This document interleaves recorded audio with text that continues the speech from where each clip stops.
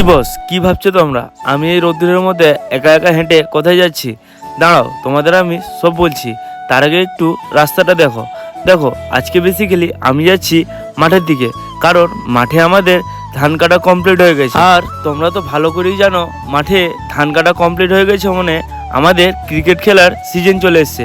তাই আর কি, আমিও বাড়িতে না শুয়ে থেকে বন্ধুদের সাথে মাঠে কাজ করতে চলে এসেছি। তো চলো প্রথমে বন্ধুদের কাছে যাই।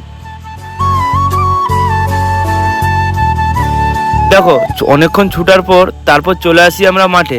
আর মাঠে যখন এসে দেখি এখানে সব বন্ধুবান্ধব এবং দাদারা সবাই আগে থেকেই মাঠটার কাজ অর্ধেক কমপ্লিট করে দিয়েছে। আমিও আর না দাঁড়িয়ে থেকে আমিও বন্ধুদের সাথে লেগে পড়লাম কাজে। বাই দ্য ওয়ে, আমরা তো তখন কাজ করি, আর এরপর আমরা কি করলাম সেটা দেখার জন্য তোমরা অবশ্যই চ্যানেলটাকে সাবস্ক্রাইব করো। তোমাদের সাথে দেখা হচ্ছে পার্ট 2-এ।